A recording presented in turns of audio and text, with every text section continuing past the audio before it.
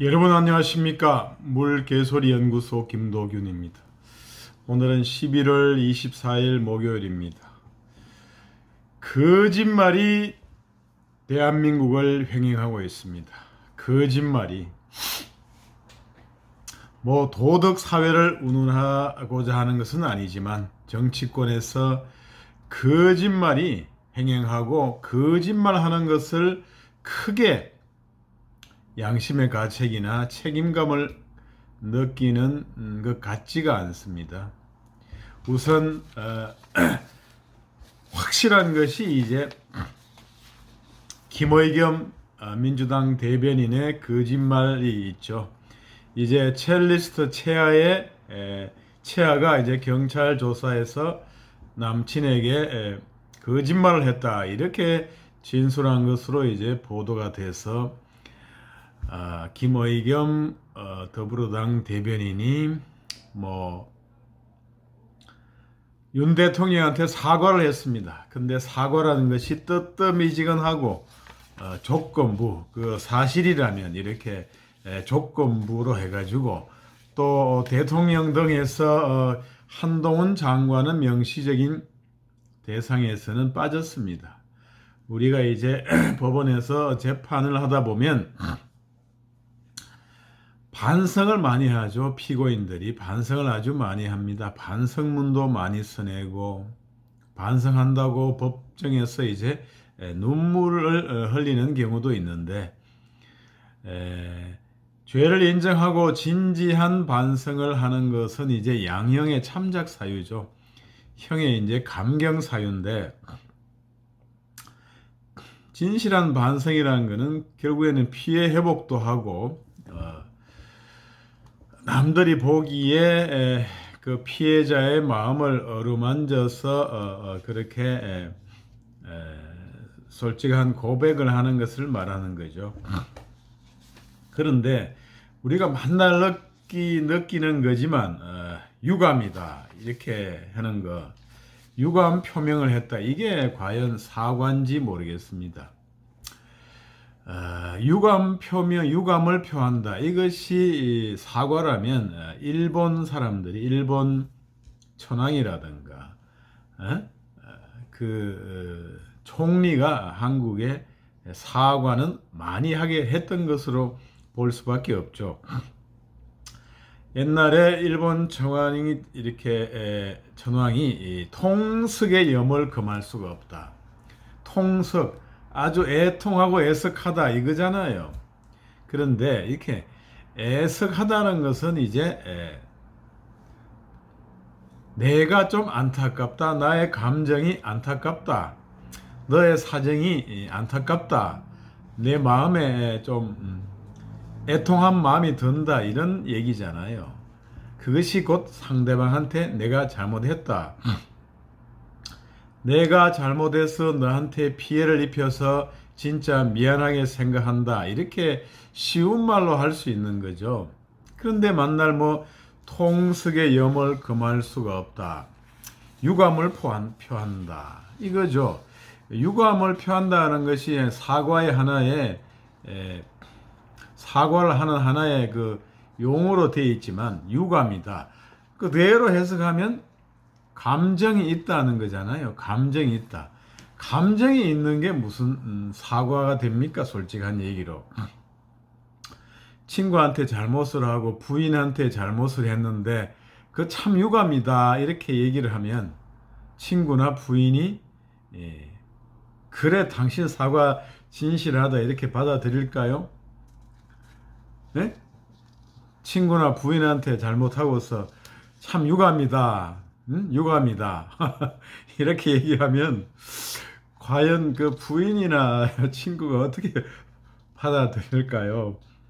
헛소리 하지 마라, 그게 무슨 사과냐, 논리냐, 이렇게 해서 감정이 더 틀어지는 그게 아마 예상할 수가 있을 것입니다. 그런데 어떻게 된 거지? 정치권에서는 유감이다, 이게 어떻게 사과가 되는지 모르겠습니다. 우리가 그래서 무슨 첼리스트 얘기가 사실이라면, 진실이라면 유감의 유감을 표한다.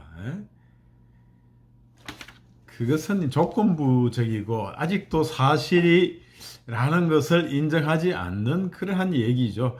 나는 아직까지 그것이 사실인 것을 수용하지는 못하겠는데, 사실이라면 뭐 조금 거시기하다 이런 표현이 아닌가 싶고, 우리가 이제 법 쪽에서 얘기하는 그 진지한 사과하고는 거리가 멀다 이렇게 평가할 수밖에 없습니다. 첫째로 조건이 달려 있고 어떤 진지함이 없다. 그리고 이 유감이라는 용어가 일반인들이 생각하는 그러한 사과의 용어가 아니고 정치적인 용어다. 일반 국민들은 유감이다라는 말을 사과할 때 쓰지 않는다는 것입니다. 무슨 큰 대외 관계나 무슨 회사, 뭐 조직이나 이런 데서 유감이다 쓰는데, 국민들은 그런 용어를 일반 생활에서 사과의 용어로 쓰지를 않는다. 그래서 결론적으로 사과라고 보기 어렵다 이런 말씀을 드리고 싶습니다. 그래서 거짓말을 했는데 아무 사과도 없다. 그래서 이제 한동훈 장관은 쿨하잖아요. 말이 쿨하고 모든 행동이 쿨한데, 김어겸은 사과할 필요 없다. 도의적인 책임을 지든 말든 내 알 바 아니고 그냥 법적인 책임을 지면 된다. 정치적인 책임은 의원들끼리 알아서 하는 거고, 도의적인 책임은 내가 알 바 아니고 사과할 필요도 없고 그분은 그냥 법적인 책임을 지면 된다. 이렇게 해서 쿨한 모습을 보여줬습니다. 이 김의겸 대변인은 그거 말고도 문제가 많죠. 저번에도 나왔지만 EU 대사의 발언을 없는 발언을 인용했다, 잘못 인용했다고 해서 잘못 인용했다고 이제 바로 사과를 했잖아요. 그런데 없는 발언을 어떻게 인용을 합니까? 그냥 조작이죠. 날조. 안 한 얘기를 했다고 하면 그게 인용을 잘못한 게 아니라 그냥 발언을 조작, 문서 같으면 문서 위조 이런 거잖아요. 발언을 날조 조작해놓고 잘못 인용했다 이런 뜨뜨미지근한 어떤 해명이랄까 반성이랄까, 이게 진짜 이어지고 있다. 오늘도 이런 생각이 들고, 잘못했으면 무엇을 잘못했다 이렇게 앞으로 그러지 않겠다 이렇게 화끈하게 직설적으로 얘기하는 게 맞는데, 자기가 책임을 져야 되는, 혼자 책임을 지면 되는 그러한 사안인데 솔직하게 답변을 못하는 그러한 거죠. 그렇습니다. 그리고 지금 또 거짓말, 이 이재명 더불어당 대표가 있죠. 여러 가지 이제 거짓말을 했다고 해서 허위사실 공표로 해서 선거법 위반으로 해서 기소가 되어 있죠. 김문기를 몰랐다. 이거, 그리고 국토교통부로부터 협박을 받았다. 뭐 이런 거. 참 그거에 대해서 이해하기 어려운 거. 골프 같이 치러 갔다가 몇 박 며칠로 이렇게 지냈는데 몰랐다. 뭐 이런 거 가지고 참 거짓말이다 이렇게 기소가 돼 있는 거 아닙니까? 당 대표부터 이제 거짓말로 해서 허위사실 공표로 기소가 돼 있고, 대장동에 이제 관여 안 돼 있다고 본인은 이제 극구 부인을 하지만 대장동 배임이나 수뢰후 부정처사, 대장동 세력에게 불법적인 부당한 특혜를 주고 그 대가로 이제 돈을 받기로 약정했다는 그런 부분에 대해서 이제 관여 전혀 안 돼 있다고 변명을 하고, 김용이나 정진상도 무고하다고 했지만 둘 다 구속이 되어 있고, 정진상은 적부심까지 청구했다가 탈삭 기각이 된 그러한 상태. 적부심을 청구 안 하는 것만 못한 완전 그로키 상태에 있는 거죠. 적부심을 구속된 지 이틀 만에 청구하는 것은 영장 전담 부장판사를 완전히 무시하는 그러한 처사고 완전히 결정을 잘못했다. 택도 없는 결정했다. 이런 취지였는데 그것은 받아들여지지가 않았다. 이런 것입니다. 어찌되었든 오른팔 왼팔 다 구속이 되어 있고 이런 상황에서 이제 본인은 무고하다고 하는데 국민들은 그러한 변명을 별로 안 믿는 그러한 상태에 있죠. 대다수가 국민들 대부분이 의구심을 가지고 있는 그러한 상태고 당대표의 영도 당 내부에서 많이 떨어져 있는 상태입니다. 그래서 이낙연 전 대선 예비 후보가 당내 경선 후보가 이제 귀국을 언제 하냐 이렇게 또 상황을 보고 있는 그러한 상태에서 당내 지배력은 떨어질 수밖에 없고 그것이 이제 여러 가지 거짓말 둘러싼 이런 허위사실 공표라든가 그 다음에 다른 여러 가지에 그간 해왔던 어떤 그런 불신을 조장하는 여러 가지 행태가 오늘날 이렇게 거짓이 만연된 정계를 만드는데 일조를 하지 않았을까 이런 생각이 듭니다. 옛날에는 정자정야라 해서 정치하는 사람은 발라야 된다 했고 그 다음에 이제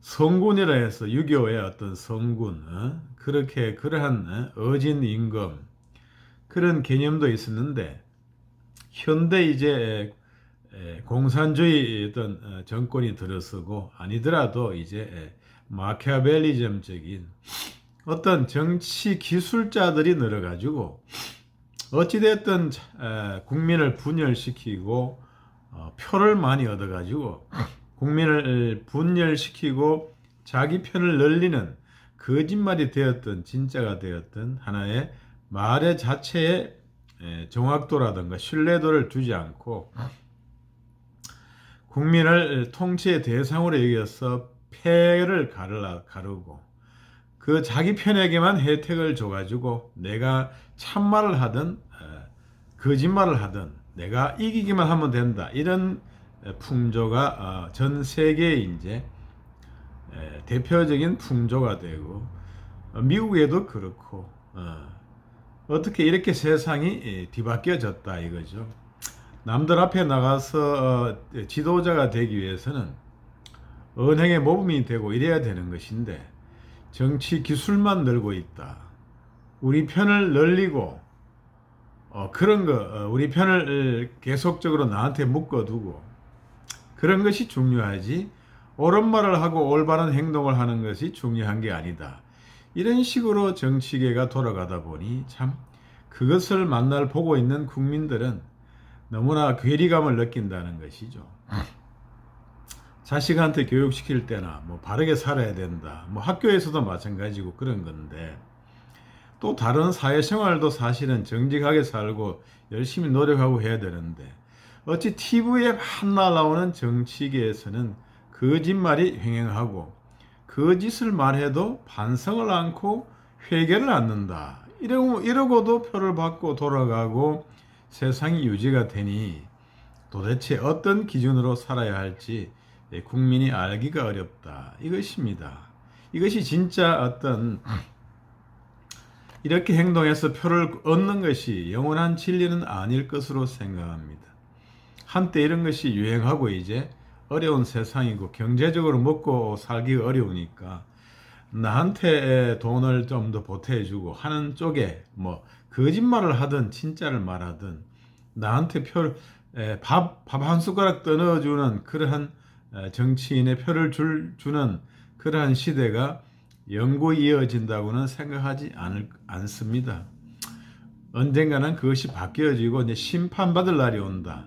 그렇게 임시 미봉책으로 거짓말을 하고 내 입에 밥 한 숟가락 떠넣어 주더라도 그것이 지속적이지 되지 못한다. 이런 것을 느낄 때가 오는 것이거든요. 현명한 국민이라면 그렇게 생각합니다. 아무튼 이제 어떻게 살아야 되느냐 이런 것이 혼란스러울 수가 있지만 정치계에서 이렇게 패를 나누고 국민을 분열시키고 내가 거짓을 말하든 진실을 말하든 나를 지지하게끔 만들고 나의 지지자들을 향해서 거짓을 획책하고 이러한 것들은 옳은 태도가 아니고 지속 가능하지도 않다. 그리고 우리 국민들도 그런 부분을 깨달아야 되겠습니다. 그렇게 해서는 사회가 발전할 수 없고 우리가 통합이 될 수가 없습니다. 진실이 우대받는 정직한 사람이 우대받는 그러한 사람이 돼야 되겠다. 그래서 오늘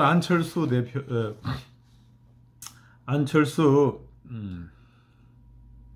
의원이 이재명 대표는 스스로 대표직을 내려놓는 게 정치의 상식이다 이렇게 얘기를 했죠. 맞는 얘기고 고전적 얘기입니다. 이렇게 주위에 이렇게 너무 오른팔 왼팔이 다 구속이 되면 내려놓는 것이 바로 올바른 길이고 그것이 바로 국민의 지지를 얻는 길이다. 롱런하는 길이다. 이렇게 되는데 본인한테 수사의 칼날이 조여오니 함부로 내려놓지 못하는 딜레마에 빠진 것이 아니겠습니까? 참 안타깝다 이런 생각이 듭니다.